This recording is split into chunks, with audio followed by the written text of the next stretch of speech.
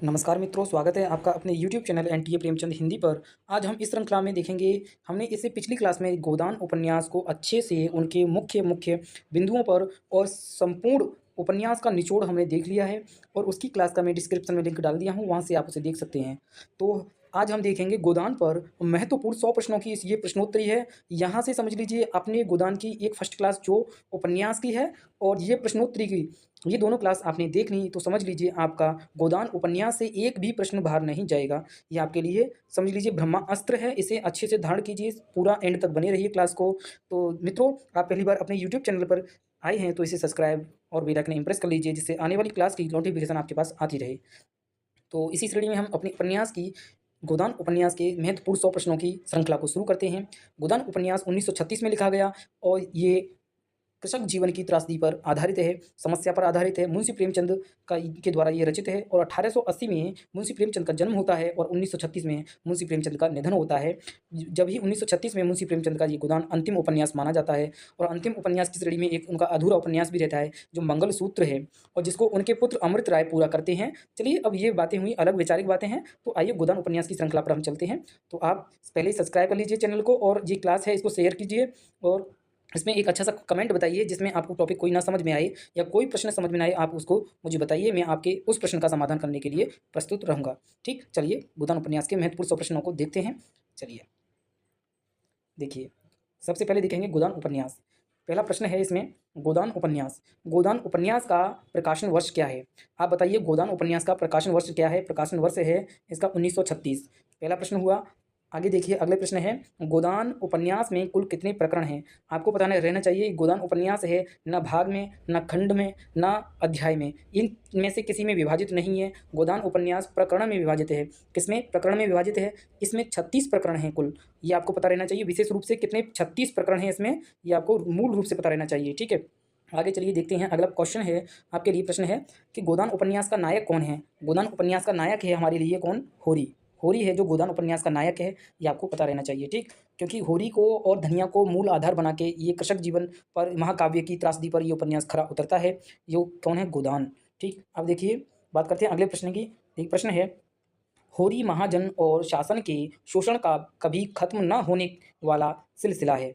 देखिए प्रश्न फिर से सुनिए, होरी महाजन महाजन और शासन के शोषण का कभी खत्म न होने वाला सिलसिला है। यह किसका कथन है? किस आलोचक का कथन है किसके? गोदान के संबंध में। ये आपको बताना है किसका कथन है। ये कथन है आपका, ये है रामविलास शर्मा। रामविलास शर्मा कहते हैं, होरी महाजन और शासन के शोषण का खत्म न होने वाला सिलसिला है। ये रामविलास शर्मा का कथन है, ये आपको याद रखना है। आगे देखिए, अगला कथन की बात करते हैं। अगला बिंदु है, होरी के गाँव का नाम था। होरी के गाँव का नाम क्या था? बेलारी गाँव था होरी का, ये पता रहना चाहिए। और देखिए, बेलारी गाँव और सेमरी गाँव के जो बीच की मध्य की दूरी थी वो 5 मील थी। कितना? 5 मील दूरी थी, ये पता रहना चाहिए आपको। ठीक है, 5 मील दूरी थी। अगला प्रश्न है, अगला प्रश्न देखिए, होरी का चरित्र भारत के अजेय किसान का चरित्र है। गोदान उसके भगीरथ परिश्रम की गाथा है। यह कथन किसका है? ये आपको बताना है। क्या? देखिए, होरी होरी का चरित्र भारत के अजेय किसान का चरित्र है। गोदान उसके भगीरथ परिश्रम की गाथा है। यह कथन किसका है? यह कथन किसका है? यह भी कथन है रामविलास शर्मा का। ठीक है, आगे प्रश्न देखिए। अगला प्रश्न है, इसका नाम है, देखिए, खन्ना पूंजीवाद की प्रतिमूर्ति है। यह कथन किसका है? किस आलोचक का है? खन्ना, जो खन्ना साहब हैं उसमें, खन्ना पूंजीवाद की प्रतिमूर्ति है। यह कथन किसका है? किस आलोचक का है? ये आपको बताना है। यह कथन देखिए, ये कथन है आपका लक्ष्मी सागर वार्ष्णेय का। किसका है? यह कथन है लक्ष्मी सागर वार्ष्णेय का। अगला प्रश्न देखिए। अगला प्रश्न है, खन्ना की पत्नी का क्या नाम था? खन्ना की पत्नी का क्या नाम था? खन्ना की पत्नी का नाम था गोविंदी। गोविंदी आपको याद रखना है, खन्ना की पत्नी का नाम था गोविंदी। अब देखिए, अगला देखिए प्रश्न है, अगला प्रश्न, मेरे ज़हन में औरत वफ़ा और त्याग की मूर्ति है, जो अपनी बेज़बानी से, अपनी कुर्बानी से अपने को बिल्कुल मिटाकर पति की आत्मा का एक अंश बन जाती है। देह पुरुष की रहती है और पर आत्मा स्त्री की होती है। यह गोदान उपन्यास में यह कथन किसका है? ये कथन है आपके, ये कहते हैं मेहता साहब। कौन कहते हैं? मेहता साहब का यह कथन है। क्या? फिर से देखिए, कथन कहता है, कथन में है कि मेरे ज़हन में औरत वफ़ा और त्याग की मूर्ति है, जो अपनी बेज़ुबानी से, अपनी कुर्बानी से अपने को बिल्कुल मिटाकर पति की आत्मा का एक अंश बन जाती है। देह पुरुष की होत रहती है पर आत्मा स्त्री की होती है। गोदान में यह कथन किसका है? ये है आपका मेहता साहब का कथन है। देखिए अगला कथन, अगले प्रश्न की बात करते हैं। अगला प्रश्न है, देखिए, पुरुष में जब नारी के गुण आ जाते हैं तो वह आत्मा बन जाती है, जन बन जाता है। देखिए, पुरुष में जब नारी के गुण आ जाते हैं तो वह आत्मा महात्मा बन जाता है। ये आपको ध्यान रखना है, महात्मा है, आत्मा नहीं है। पुरुष में जब नारी के गुण आ जाते हैं तो वह महात्मा बन जाता है, और नारी में पुरुष के गुण आ जाते हैं तो वह कुलटा हो जाती है। क्या नारी में पुरुष के गुण आ जाते हैं तो वो उल्टा हो जाती है? अगर पुरुष में नारी के गुण आ जाएँ तो वह महात्मा बन जाता है। तो ये इस उपन्यास में, गोदान में, यह किसका कथन है? ये आपको बताना है। यह कथन है मेहता साहब का कथन है, ये आपको विशेष रूप से ध्यान रखना है, ठीक है? अब देखिए धनिया, देखिए धनिया को कुल कितनी संतानें हुई थीं? धनिया है जो कि होरी की पत्नी है और गोबर की माता है, सोना और रूपा की माता है, माँ है। तो धनिया के कुल कितने पुत्र हुए थे? कुल कितनी संतानें थीं? 6 संतानें थीं, और 6 संतान में से 3 संतानें उनकी पहले ही मर चुकी हैं और 3 संतानें जीवित हैं, जिसमें से कौन है? एक गोबर है, गोबर है जो कि उसकी आयु है 16 वर्ष, और धनिया है, और धनिया और सोना है, एक सोना है, एक रूपा है। कौन है? रूपा है। ये कुल मिलाकर के ऐसे 3 इनके संतानें जीवित हैं, किसकी? धनिया की। ठीक है, आगे देखिए। अब देखिए बेलारी व सेमरी गाँव हैं के बीच की कितनी दूरी है? बेलारी और सेमरी गाँव के बीच की दूरी है, बताइए आप। ये प्रश्न है, इसके बीच की दूरी कितनी है? 5 मील दूरी है। ये उपन्यास में पढ़ते समय आपको देखा होगा आपने। अब अगला प्रश्न देखिए, जब दूसरों के पाँव तले अपनी गर्दन दबी हुई हो तो उन पाँवों को सहलाने में ही कुशलता है। गोदान उपन्यास में कथन किसका है? ये आपको बताना है कि जब दूसरों के पाँव तले अपनी गर्दन दबी हुई हो तो उन पाँवों को सहलाने में ही कुशलता है। ये कौन कहता है? ये कहता है आपका होरी, होरी कहता है, ठीक है? ये आपको ध्यान रखना चाहिए। अब देखिए भोला, भोला अगला कथन है। भोला, भोला होरी से कितने वर्ष बड़ा था? ये आपको पता रहना चाहिए विशेष रूप से। भोला होरी से कितना बड़ा था, कितने वर्ष बड़ा था? वो था 10 वर्ष। तो देखिए अब यहाँ देखते हैं, देखिए भोला, भोला की आयु है, भोला की आयु है कितनी देखने को मिलती है हमें? 50 वर्ष। भोला है जो 50 वर्ष का है, कितने? 50 वर्ष का है। और होरी कितने, होरी है जो होरी कितने वर्ष का है? ये 40 साल का है। और धनिया है, धनिया है जो 36 वर्ष की है। धनिया, धनिया कितनी है? 36 वर्ष की है, ये पता रहना चाहिए। और जो गोबर है, गोबर की आयु कितनी है? 16 वर्ष है, ठीक है? रूपा सोना 8 और 12 वर्ष की दिखाई गई हैं इसमें, ठीक है? ये आपको पता रहना चाहिए, ठीक? भोला होरी से कितना बड़ा है? 10 वर्ष बड़ा है, ठीक। अब अगला प्रश्न देखते हैं। होरी ने भोला से गाय कितने रुपए में ली थी? होरी ने भोला से गाय कितने रुपए में ली थी? वो ली थी 80 रुपये। भोला ने देखिए, होरी ने भोला से गाय कितने रुपए में ली थी? वो ली थी 80 रुपये में। यहाँ प्रश्न की थोड़ी मिस्टेक हुई है, 80 रुपये आप ऑप्शन कर, यहाँ ऑप्शन कर लीजिए। देखिए कितने? 80 रुपये में गाय ली थी, ये आपको ध्यान रखना है, ठीक है? आगे देखिए अगला प्रश्न है, होरी ने आलू बोने के लिए दातादीन से कितने रुपए लिए थे? होरी ने आलू बोने के लिए खेत में पंडित दातादीन से कितने रुपए लिए थे? बताइए आप। 30 रुपये लिए थे। कितने लिए थे? 30 रुपये लिए थे, ठीक है? अगला प्रश्न देखते हैं। अगला प्रश्न है गोदान। गोदान उपन्यास में सभा चतुर आदमी किसे कहा गया है? ये आपको बताना है। गोदान उपन्यास में सभा चतुर आदमी किसे कहा गया है? ये बताइए आप। ये कहा गया राय साहब को। राय साहब बोले तो राय साहब अमरपाल सिंह राय साहब, पूरा नाम है इनका क्या? राय साहब अमरपाल सिंह, ठीक है? राय साहब अमरपाल सिंह को सभा चतुर आदमी के नाम से गोदान उपन्यास के नाम में जाना जाता है, ठीक है? आगे देखिए अगला क्वेश्चन है आपके लिए। अगला प्रश्न है इसमें, गोबर के काम से प्रसन्न होकर मिर्ज़ा खुर्शीद ने उसे कितने रुपए में नौकरी पर रखा था? ये प्रश्न इंपॉर्टेंट है क्योंकि संख्याओं वाला प्रश्न हमेशा पूछा जाता है। आयु का प्रश्न हो या कहीं रुपए, पैसे या संख्या, ऐसी शब्द कहीं पे भी ऐसा आपको दिखे लगभग, तो वहाँ से प्रश्न आपकी परीक्षा में पूछा ही जाता है। तो देखते हैं कि गोबर के काम से प्रसन्न होकर मिर्ज़ा खुर्शीद ने उसे कितने रुपये पर नौकरी पर रखा था? कितने रुपये पर रखा था? 15 रुपये पर उसे नौकरी पर रखा था, ये आपको पता रहना चाहिए। अगला देखिए आगे, अगला प्रश्न है, राय साहब के कारकुन का क्या नाम था? राय साहब के कारकुन का क्या नाम था? नोखीराम। क्या नाम था? नोखीराम राय साहब के कारकुन का नाम था, ठीक है? और देखिए अगला प्रश्न है, ओंकारनाथ सिंह। ओंकारनाथ सिंह की पत्नी का क्या नाम था? ओंकार सिंह की पत्नी का नाम क्या था? गोमती। गोमती नाम था। एक हमारी तरफ जो मेरा गांव है, वहाँ जहाँ मैं रहता हूँ, वहाँ पे एक एक्सप्रेस भी आती है, गोमती एक्सप्रेस, नाम भी सुना होगा आपने। तो ओंकारनाथ सिंह है, ये किसके हैं?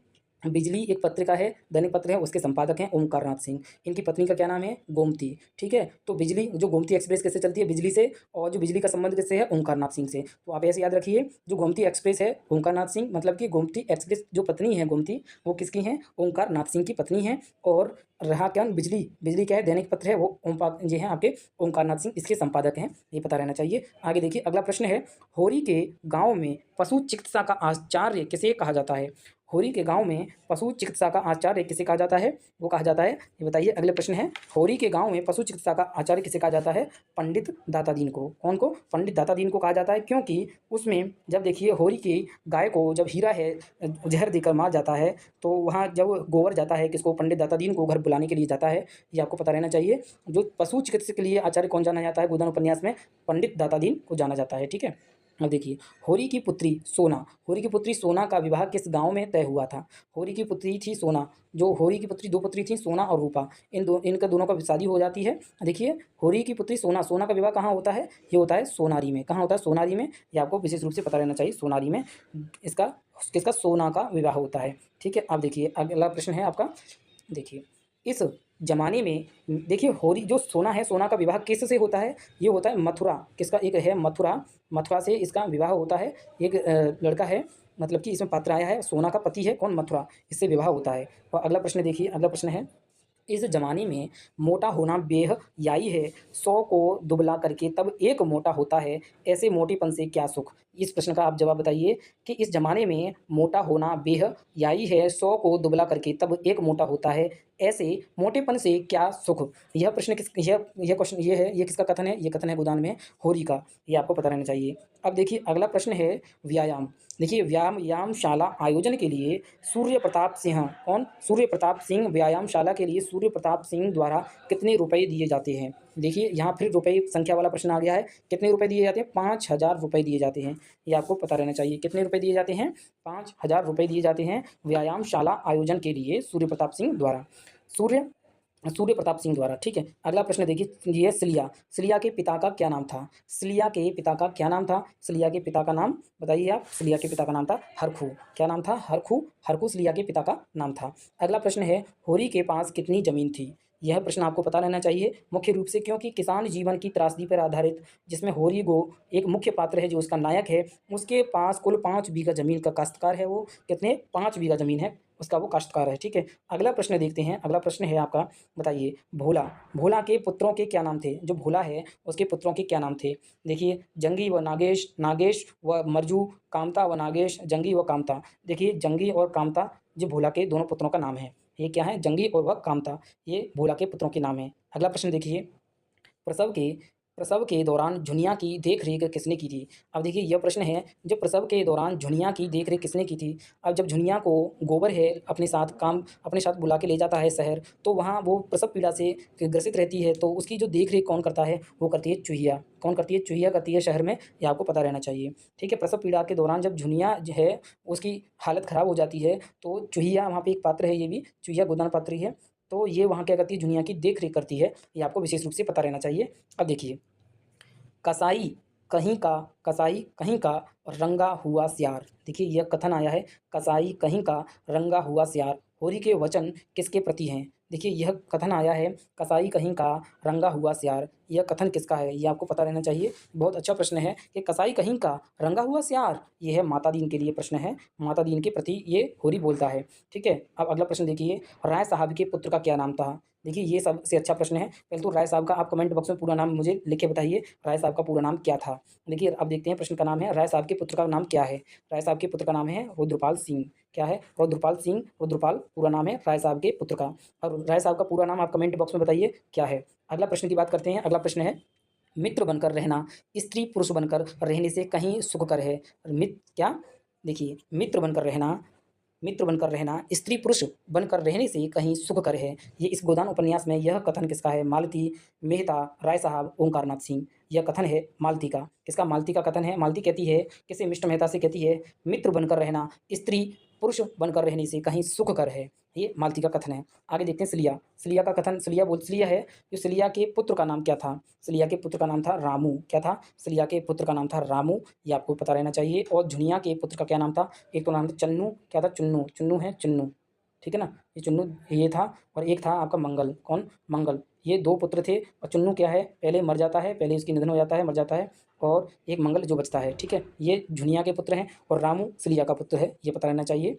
अब देखिए, अगला प्रश्न है, हार मानने वाले जीव नहीं थे, हार मानने वाले जीव न थे, वह इस गाँव के नारद थे, यहाँ की वहाँ, यहाँ की वहाँ, वहाँ की यहाँ, यही उनका व्यवसाय था। क्या प्रश्न देख फिर से प्रश्न को सुनिए।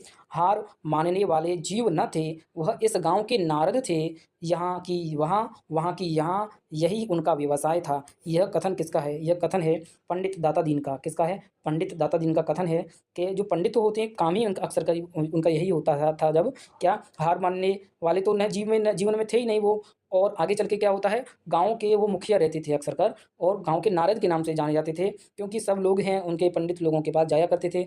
और यहाँ पे आगे कहा गया है यहाँ की वहाँ, वहाँ की यहाँ, उनका यही कहना, उनसे बातों को वहाँ भिड़ाना, यही उनका व्यवसाय था किनका? माता दीन, पंडित माता दीन का। ठीक है, यह उनका है। अब देखिए आगे, नाटे मोटे खल्लावट काले लंबी नाक और बड़ी बड़ी मूछों वाले आदमी थे, बिल्कुल विदूषक जैसे।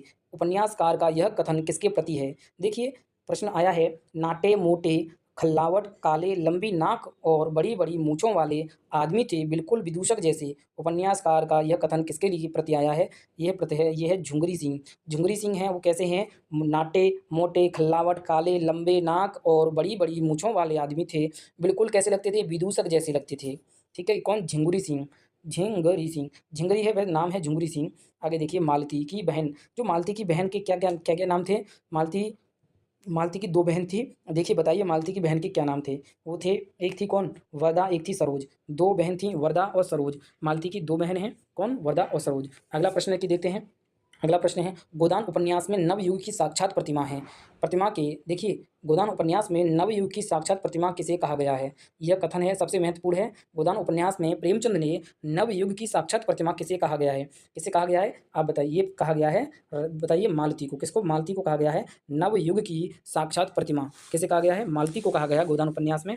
आगे देखिए अगला प्रश्न है, अगला प्रश्न है, मालती ने डॉक्टरी की पढ़ाई कहाँ से की थी? मालती ने डॉक्टरी की पढ़ाई कहाँ से की थी? इंग्लैंड से की थी, ये पता रहना चाहिए। अब देखिए आगे, कुंवर दिग्विजय सिंह की पत्नी का देहांत किस बीमारी से होता है? जो कुंवर दिग्विजय हैं, इनकी पत्नी का देहांत किस बीमारी के कारण होता है? वो किसके कारण होता है? यक्ष्मा बीमारी के कारण उसका कुंवर दिग्विजय की पत्नी का देहांत हो जाता है। वो बीमारी क्या थी? यक्ष्मा। ठीक है, आगे देखिए, ओंकारनाथ सिंह। ओंकारनाथ सिंह निम्नलिखित में से किस पत्र के संपादक थे? कौन? ओंकारनाथ सिंह किस पत्र के संपादक थे? देखिए, बिजली, विचार प्रभा, स्वतंत्र भारत और प्रजा सेवक। मैंने अभी आपको पीछे बताया था, ओंकारनाथ सिंह हैं, ये बिजली पत्र के संपादक थे। ये आपको याद रखना है ध्यान से। आगे देखिए अगला प्रश्न है, अगले प्रश्न में, राय साहब की पुत्री का क्या नाम था? राय साहब की पुत्री का क्या नाम था? मीनाक्षी, कामिनी, लतिका, अलका। बताइए क्या नाम था?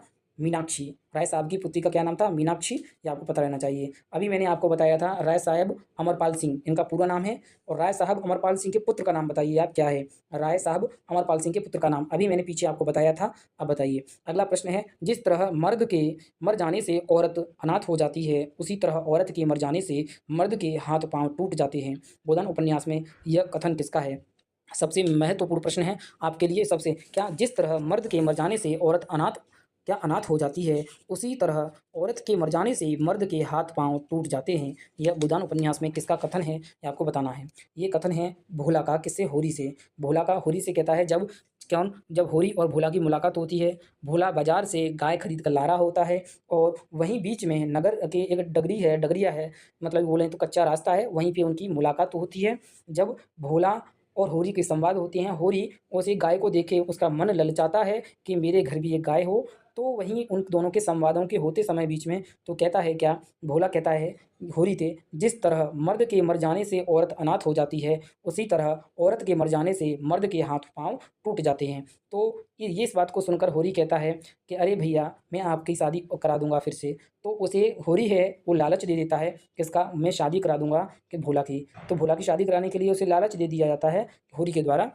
तो फिर आगे क्या होता है, तो भोला इस बात के में उस वो भी लालच में आ जाता है। फिर वो कहता है अरे भैया, तुम गाय ले जाओ, 2-3 खोंचा हमें भूसा दे देना। तो 2-3 भूसा का खोंचा ले जाता है और गाय को होरी के यहाँ पहुँचा देता है, और गोबर और आपके होरी दोनों लोग जाते हैं और गाय को ले आते हैं, और खोंचा 3 खोंचा भूसा पहुँचा देते हैं। इस तरह ये संवाद होता है। तभी कहते हैं ना, भोला कहता है होरी से कि जिस तरह मर्द के मर जाने से औरत अनाथ हो जाती है, उसी तरह औरत के मर जाने से मर्द के हाथ पांव टूट जाते हैं। तो अगला प्रश्न देखिए, ये अगला प्रश्न है, आपके निम्नलिखित में से कौन सा कथन सुमेलित नहीं है? कौन सा कथन सुमेलित नहीं है, ये बताना है आपको। देखिए पहला कथन है, बिन घरनी घर भूत का डेरा। ये होरी का कथन है। जब होरी गाय के बारे में बात करता है भोला से, तो होरी बोलता है भोला से कि बिन घर नहीं घर भूत का डेरा भैया।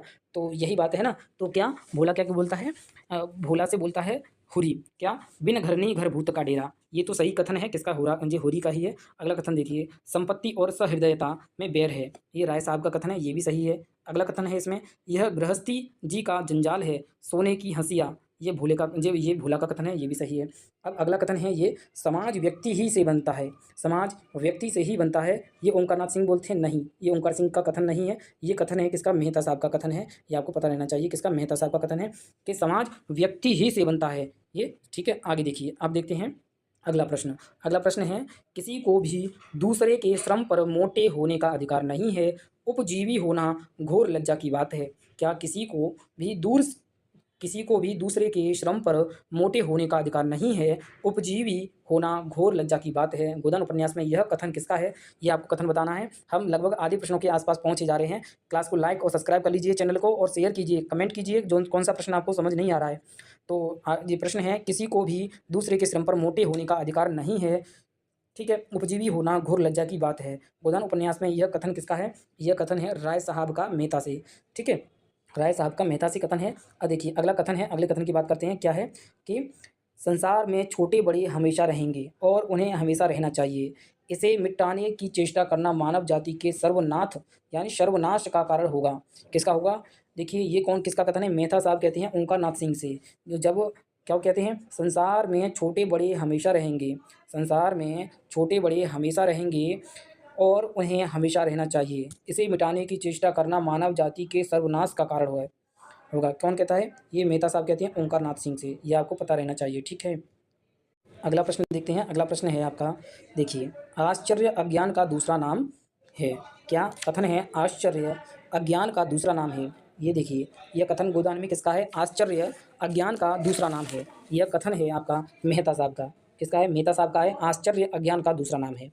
आगे देखिए अगला कथन है, प्रश्न है, बुद्धि अगर स्वार्थ से मुक्त हो तो हमें उसकी प्रभुता मानने में कोई आपत्ति नहीं, समाजवाद का यही आदर्श है। यह गोदान में किसका कथन है, ये देखिए, ये बुद्ध क्या है, प्रश्न है, बुद्धि अगर स्वार्थ में मुक्त हो तो हमें उसकी प्रभुता मानने में कोई आपत्ति नहीं, समाजवाद का यही आदर्श। गोदान में यह किसका कथन है, यह कथन है आपका पता रहना चाहिए, बहुत इंपॉर्टेंट कथन है, ये राय साहब का कथन है। ठीक है, राय साहब अमरपाल सिंह का। अगला कथन देखिए, अगला प्रश्न है, लिखते तो वह लोग हैं जिनके अंदर कुछ दर्द है, अनुराग है, लगन है, विचार हैं, जिन्होंने धन और भोग विलास को जीवन का लक्ष्य बना लिया है, वह क्या लिखेंगे।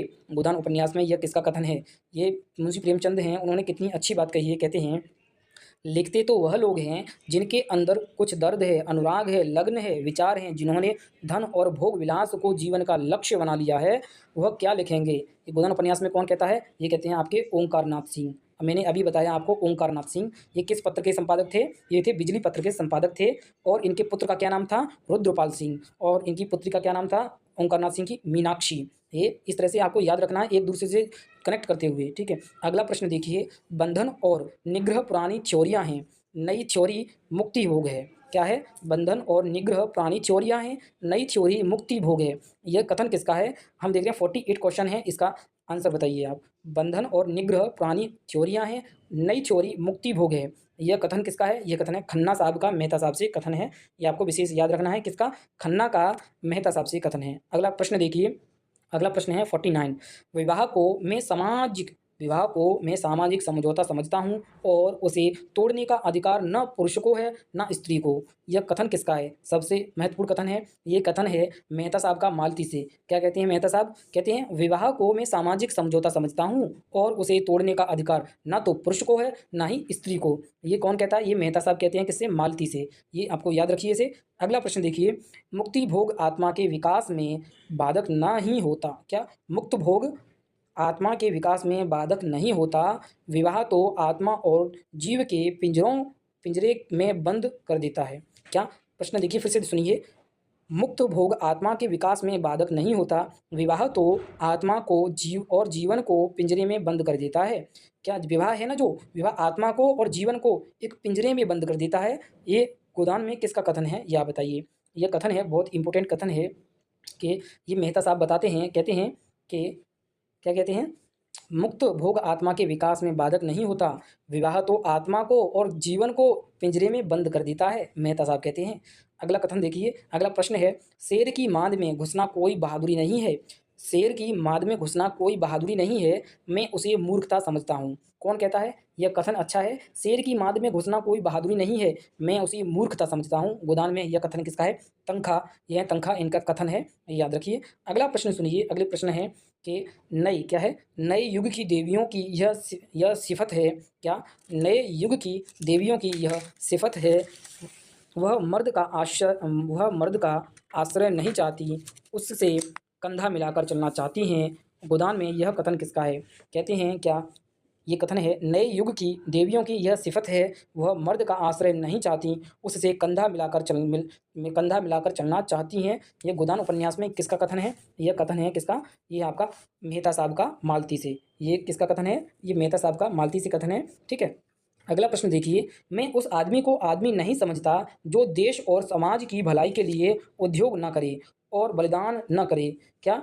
प्रश्न फिर से सुनिए, मैं उस आदमी को आदमी नहीं समझता जो देश और समाज की भलाई के लिए उद्योग न करे और बलिदान न करे। यह कथन किसका कथन है? यह कथन है आपके, बताइए। अगला प्रश्न है हमारा यही 53 नंबर है कि मैं उस आदमी को आदमी नहीं समझता जो देश और समाज की भलाई के लिए उद्योग न करे और बलिदान न करे। वो ये किसका कथन है? राय साहब का कथन है, ये खन्ना साहब से। ये आपको याद रखना है, राय साहब का कथन, ये कथन है किसके? ये है खन्ना साहब से। अगला प्रश्न देखिए 54 है, 54 नंबर प्रश्न है आपका। मैं तो समझता हूँ जो भोगी नहीं है वह संग्राम में भी पूरे उत्साह से नहीं जा सकता, जो रमणी से प्रेम नहीं कर सकता उसके देश प्रेम में मुझे विश्वास नहीं।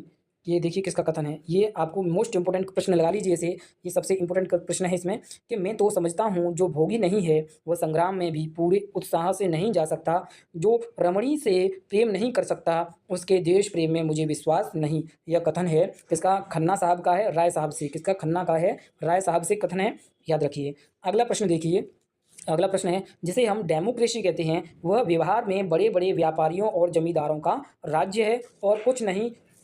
क्या? देखिए ये कथन किसका है, ये आपको बताना है। सबसे 55 क्वेश्चन नंबर है क्या? जिसे हम डेमोक्रेसी कहते हैं वह व्यवहार में बड़े बड़े व्यापारियों और जमींदारों का राज्य है और कुछ नहीं। ये कथन है आपका मिर्जा खुर्शीद का कथन है आपका तनखा से, ठीक। ये क्या? डेमोक्रेसी जहाँ शब्द आए याद रखिएगा, मिर्जा खुर्शीद जहाँ पे उनके संवाद चल रहे हैं, ठीक है। अगला प्रश्न देखिए, अगला प्रश्न है, दौलत से आराम और तकल्लुफ़ के कितने सामान जमा किए जा सकते हैं, मगर यह भी मानता हूँ कि दौलत इंसान को कितना खुद गर्ज बना देती है।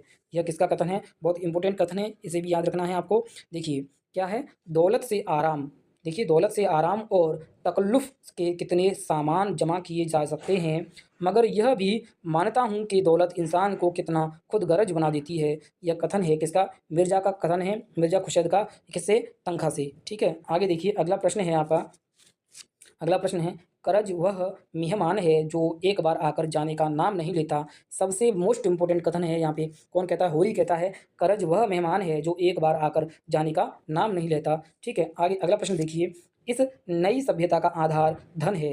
इस नई सभ्यता का आधार धन है, विद्या और सेवा और कुल जाति सब धन के सामने हे हैं। यह कथन किसका है इस गोदान उपन्यास में? क्या? देखिए कहते हैं कि इस नई सभ्यता का आधार धन है, विद्या और सेवा और कुल जाति सब धन के सामने हे हैं। ये किसका कथन है? ये कथन है मालती का है, तनखा से। किसे? मालती का कथन है, किसे? तनखा से, ठीक है। आगे देखिए, प्रेम जब आत्मसमर्पण, क्या? ये कथन देखिए सबसे बेस्ट मोस्ट इंपोर्टेंट है। प्रेम जब आत्मसमर्पण का रूप लेता है तभी ब्याह उसके पहले अय्याशी है। क्या? प्रश्न देखिए, प्रेम जब आत्मसमर्पण का रूप लेता है तभी ब्याह या शादी या विवाह उसके पहले अय्याशी हैं, ठीक है। ये किसका कथन है? ये कथन है आपको मेहता साहब का। किसका? मेहता साहब का कथन है। अगला प्रश्न सुनिए, प्रेम केवल कवियों की कल्पना है। क्या? प्लस प्रश्न है, प्रेम केवल कवियों की कल्पना है, वास्तविक जीवन में इसका कहीं निशान नहीं है। क्या? प्रेम केवल कवियों की कल्पना है, वास्तविक जीवन में इसका कहीं निशान नहीं है। यह कथन किसका है? यह कथन आपको बताना है। यह कथन किसका है? ये कथन है आपके किसका? ये कथन कहता है सरोज का। किसका? सरोज का कथन है। किससे? मालती से। क्या? प्रेम केवल कवियों की कल्पना है, वास्तविक जीवन में इसका कोई निशान नहीं, कहीं निशान नहीं। यह कौन सरोज कहती है? मालती से, क्योंकि मालती है जो मिस्टर मेहता की ओर आकर्षित होती है, तो वहीं कुछ संवाद होते हैं जभी तभी कौन कहती है? ये कहती है सरोज। सरोज कहती है क्या? प्रेम केवल कवियों की कल्पना है, वास्तविक जीवन में इसका कहीं निशान भी नहीं है। ये कहती है सरोज मालती को समझाते हुए।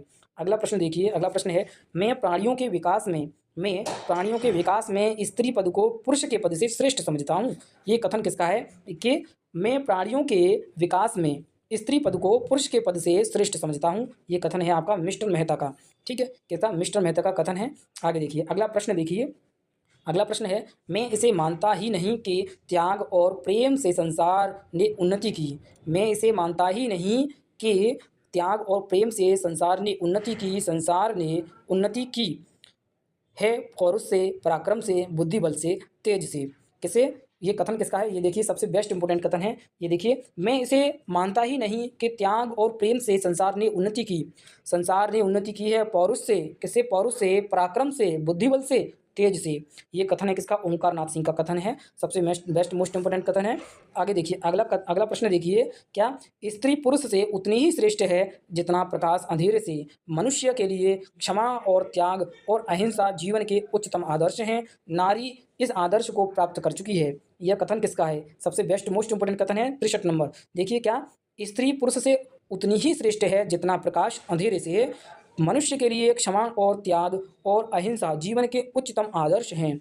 नारी इस आदर्श को प्राप्त कर चुकी है। ये किसका कथन है? ये कथन है आपके मिस्टर मेहता का।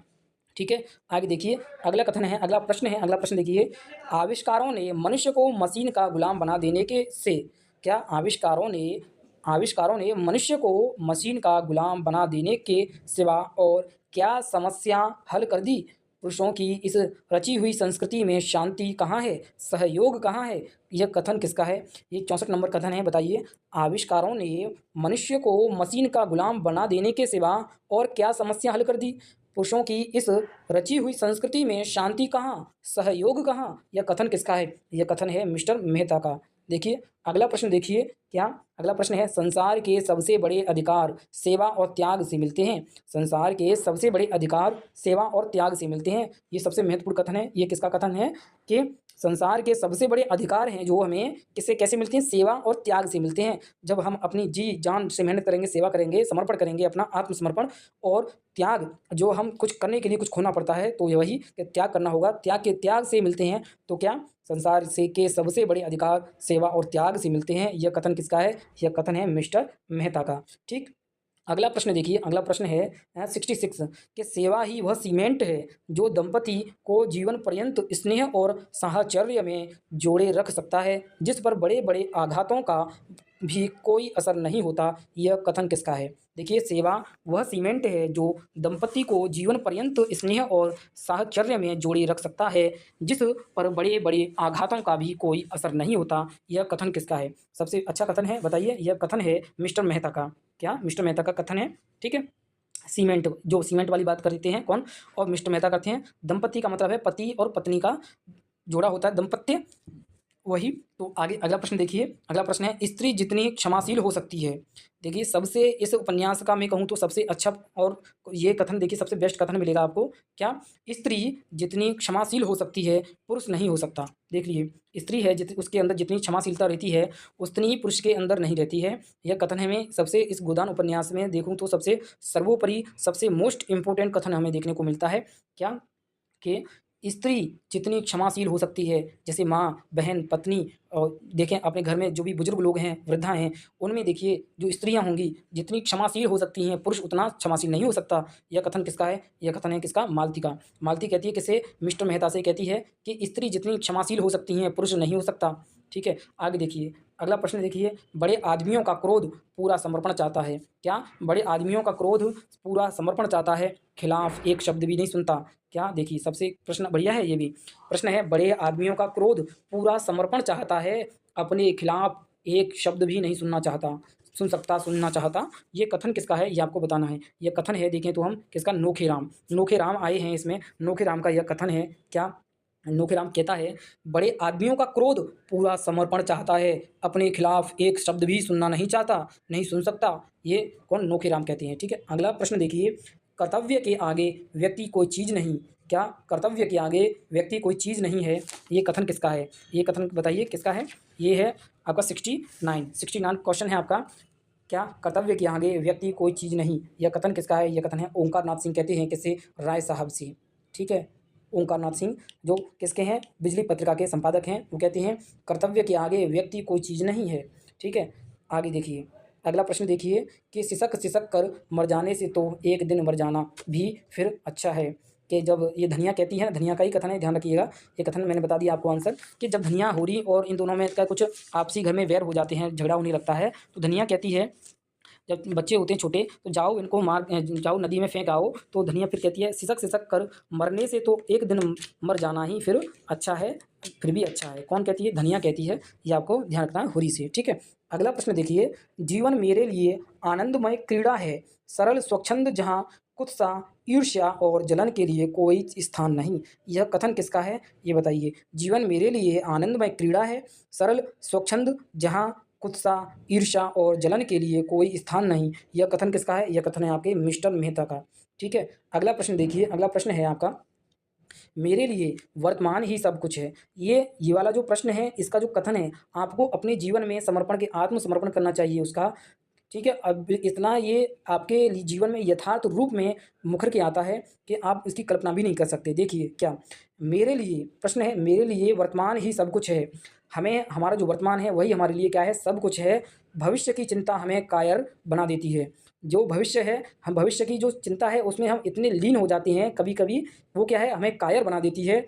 भूत यानी भूतकाल का भार हमारी कमर तोड़ देता है। जो अब भूतकाल में जो घटित हुआ है, घटना होती हैं, हम उन्हीं के बारे में अगर सोचने लग जाते हैं तो हमारे साथ क्या होता है? वो हमें ऐसे ये झकझोर देती हैं, हमारी कमर तोड़ देती हैं। ये कौन कहता है इस उपन्यास में?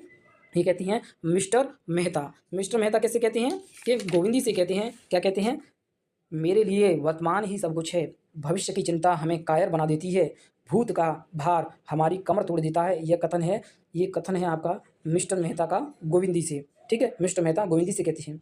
अगला प्रश्न देखिए, जहाँ जीवन है, क्रीड़ा है, चहक है, प्रेम है, वहीं ईश्वर है, और जीवन को सुख बनाना ही उपासना है और मोक्ष है। यह कथन किसका है? ये आपको बहुत अच्छा कथन है, पता रहना चाहिए कि जहाँ जीवन है, क्रीड़ा है, चहक है और प्रेम है, वहाँ या वही ईश्वर है और जीवन को सुख बनाना ही उपासना है और मोक्ष है। यह कथन किसका है? ये कथन है मेहता का। ये ठीक है। अगला प्रश्न देखिए, नारी परीक्षा नहीं चाहती, प्रेम चाहती है। ये किसका कथन है? देखिए कितना अच्छा कथन है, आपको इसे तो देखना चाहिए। क्या? नारी, नारी स्त्री जो भी, नारी परीक्षा नहीं चाहती, प्रेम चाहती है। ठीक है, ये कथन किसका है? ये कथन है मालती का। मालती कहती है किससे? मिस्टर मेहता से। ठीक है, जब मिस्टर मेहता की ओर मालती आकर्षित होती है तब ये कथन वहाँ संवाद में आता है कि नारी परीक्षा नहीं चाहती, नारी प्रेम चाहती है। ठीक है, आगे देखिए अगला प्रश्न देखते हैं, प्रेम अवगुणों को गुण बना देता है।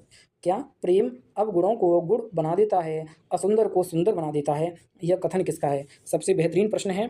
क्या? प्रेम अवगुणों को गुण बना देता है और असुंदर को सुंदर बना देता है। यह कथन है किसका? मालती का कथन है ये भी। ठीक है, याद रखिए। अगला प्रश्न देखिए, प्रेम सीधी सादी गऊ नहीं, खूंखार शेर है, जो अपने शिकार पर किसी की आंख भी नहीं पड़ने देता। ये देखिए, प्रेम की परिभाषा देते हुए मुंशी प्रेमचंद कितनी स्पष्ट तरीके से बताते हैं कि प्रेम सीधी सादी गऊ नहीं, खूंखार शेर है, जो अपने शिकार पर किसी की आंख भी नहीं पड़ने देता। यह किसका कथन है? ये बताते हैं कौन? मिस्टर मेहता मालती से कहते हैं। जब मिस्टर मेहता से मालती आकर्षित होती है तभी कहते हैं। ठीक है, अगला प्रश्न देखिए, इंसान का स्वभाव सारी दुनिया में एक सा है। किसका कथन है? ये बताइए। इंसान का स्वभाव सारी दुनिया में एक सा है। ये किसका कथन है? ये है मिर्ज़ा खुशैद हैं, जो मिर्ज़ा खुशैद कहते हैं मिस्टर मेहता से। ठीक है, अगला प्रश्न देखिए। अगला प्रश्न है, क्या नारी में दान और त्याग होना चाहिए? नारी है, नारी में दान और त्याग होना चाहिए, उसकी यह सबसे बड़ी विभूति है, इसी आधार पर समाज का भवन खड़ा है। ये कौन कहता है?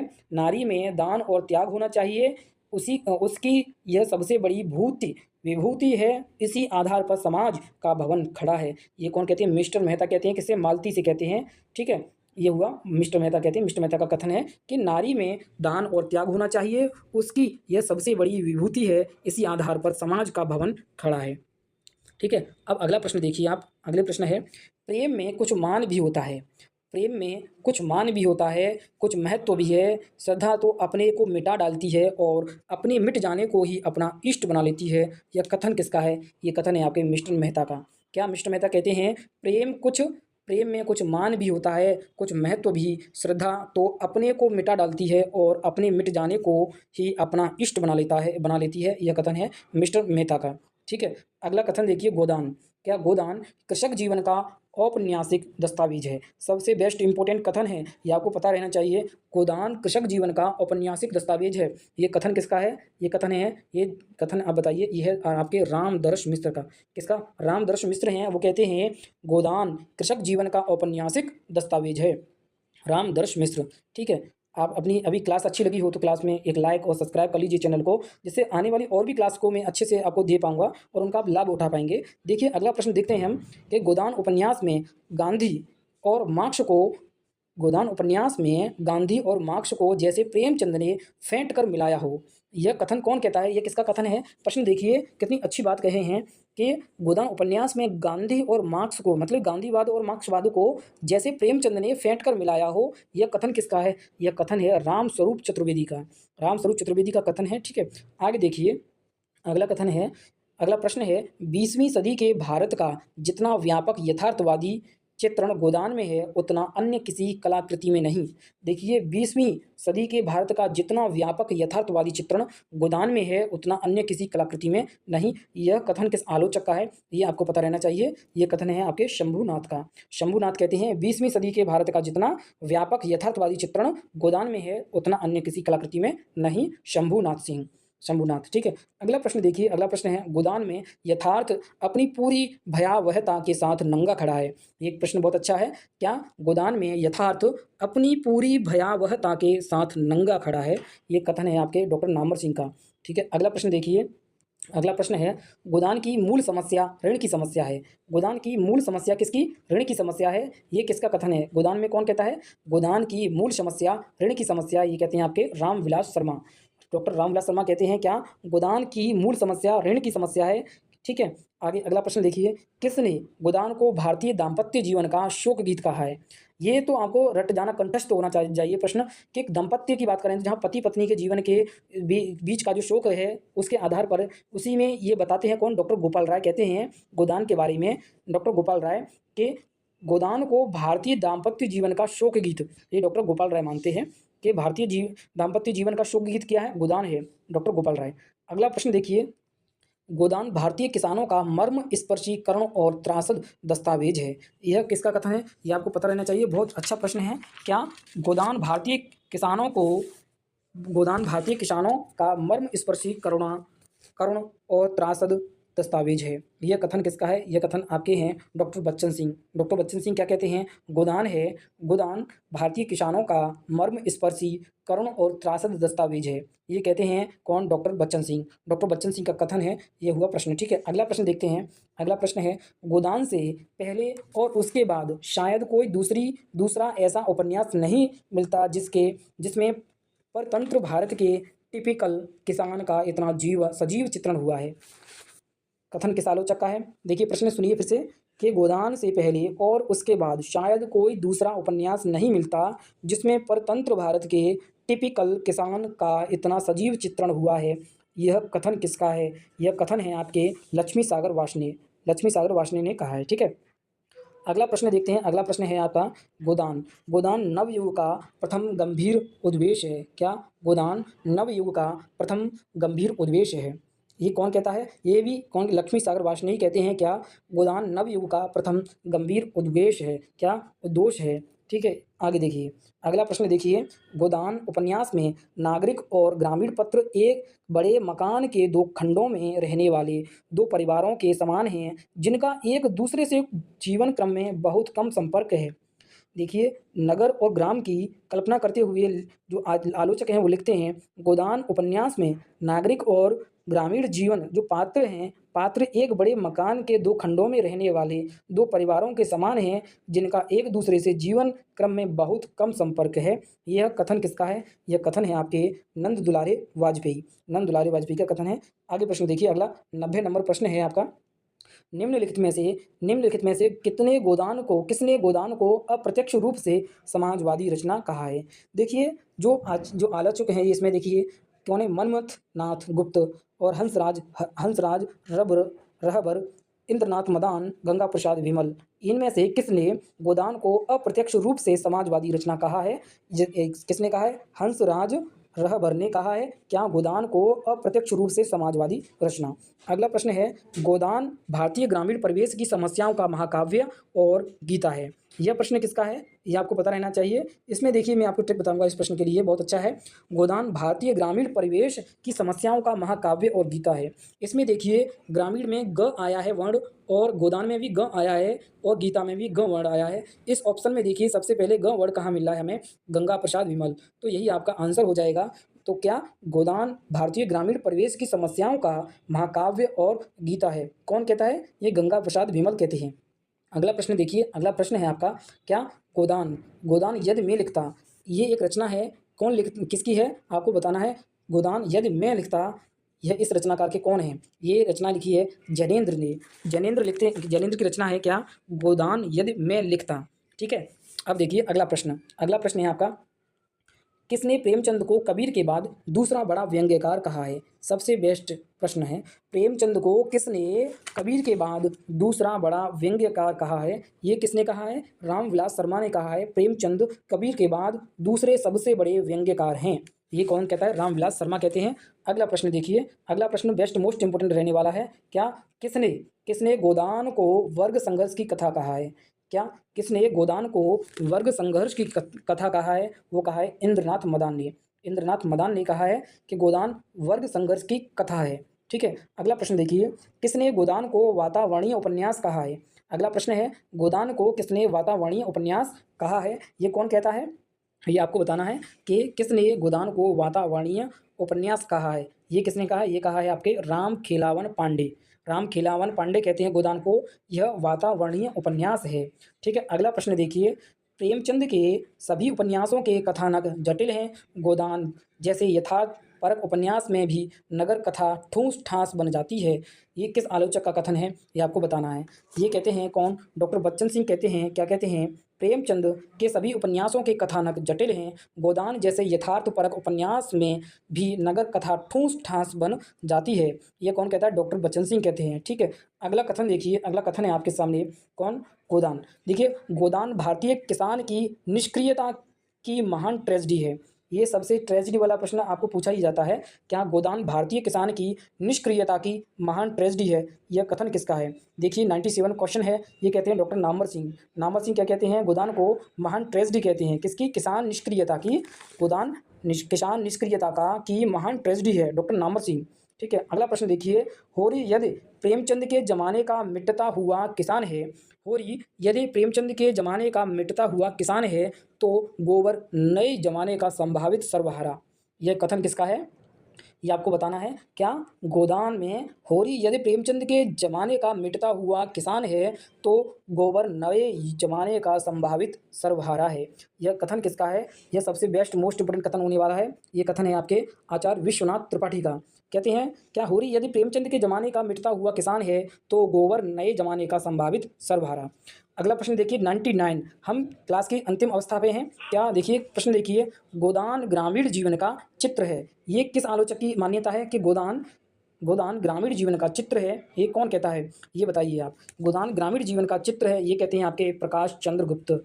ठीक है। प्रकाश चंद्र गुप्त कहते हैं गोदान ग्रामीण जीवन का चित्र है। ठीक है। अब देखिए हमारा अंतिम प्रश्न है मित्रों, आपने अभी तक अपने यूट्यूब चैनल को सब्सक्राइब नहीं किया है, प्लीज़ इसे सब्सक्राइब और बेल आइकन इंप्रेस कर लीजिए, जिससे आने वाली क्लास की आपको नोटिफिकेशन टाइम से आएंगी और आप उसका लाभ उठा सकेंगे। और कमेंट में बताइए कि अगला पेपर जो भी है आपका नेट जेआरएफ में, टीजीटी पीजीटी केवीएस, और जिसमें जो सिलेबस है जैसे गद्य साहित्य, हिंदी साहित्य का इतिहास, और हम देखेंगे उसमें निबंध, कहानी, उपन्यास, नाटक, इन सभी विधाओं पे एक एक श्रृंखला में चालू कर रहा हूं। अभी हमने उपन्यास में देवरानी जेठानी की कहानी उपन्यास को देख लिया है और गोदान उपन्यासों को पूर्ण रूप से देख लिया है। इन दोनों की क्लास की लिंक मैं आपको डिस्क्रिप्शन में दे दूंगा, आप वहां से देख लीजिए। अब बताइए, आपने प्लीज़ इस चैनल को सब्सक्राइब और बेल आइकन इंप्रेस कर लीजिए, आपके लिए बहुत और मेरे लिए बहुत सहयोगी होगा। और इस क्लास को ज़्यादा से ज़्यादा शेयर कीजिए अपने मित्रों को, सभी को बताइए कितनी बेस्ट, सबसे नंबर 1 गोदान के लिए सबसे बेस्ट क्लास रहने वाली है, रही है। अब देखिए अंतिम प्रश्न है, क्या गोदान हिंदी उपन्यास के इतिहास में सर्वप्रथम मील का पत्थर, देखिए सर्वप्रथम मील का पत्थर किसने कहा है, ये आपको याद रखना गोदान को। ये इसमें पूछा जा सकता है आपको कि गोदान को सर्वप्रथम मील का पत्थर कौन कहता है, ये आपको पता रहना चाहिए। देखिए गोदान हिंदी उपन्यास के इतिहास में सर्वप्रथम मील का पत्थर माना जा सकता है। प्रेमचंद ने उसमें अत्यंत कौशल और कलात्मक ढंग से उपन्यास साहित्य की पूरी परंपरा को अपनी भुजाओं में समेट लिया है। यह कथन किसका है, यह कथन है आपके लक्ष्मी सागर वार्ष्णेय। लक्ष्मी सागर वार्ष्णेय का कथन है, कहते हैं लक्ष्मी सागर वार्ष्णेय, गोदान हिंदी साहित्य के इतिहास में सर्वप्रथम मील का पत्थर माना जा सकता है। प्रेमचंद ने उसमें अत्यंत कौशल और कलात्मक ढंग से उपन्यास की साहित्य की पूरी परंपरा को अपनी भुजाओं में समेट लिया है। ये कहते हैं कौन, लक्ष्मी सागर वार्ष्णेय। तो मित्रों आज की क्लास हुई आपकी यहीं, तो हम देखते हैं, हमने देख लिया क्या गोदान उपन्यास पे महत्वपूर्ण 100 प्रश्न देख लिए। तो मित्रों अभी आपने अपने चैनल यूट्यूब को एनटीए प्रेमचंद हिंदी को सब्सक्राइब नहीं किया है तो सब्सक्राइब कर लीजिए और बेल आइकन इंप्रेस कर लीजिए। मैं जो क्लास बनाऊंगा उसकी नोटिफिकेशन सबसे पहले आपके पास आएगी और आप उस क्लास का टाइम से लाभ उठा सकेंगे। तो मित्रों आज के लिए धन्यवाद और कमेंट में ज़रूर बताना अगली क्लास किस पर की जाए। आपकी आपका सहयोग होगा वही मेरे लिए आभार होगा, मैं आपके लिए क्लास बना के लाऊंगा। तो आज के लिए मित्रों धन्यवाद, फिर मिलते हैं अगली क्लास में।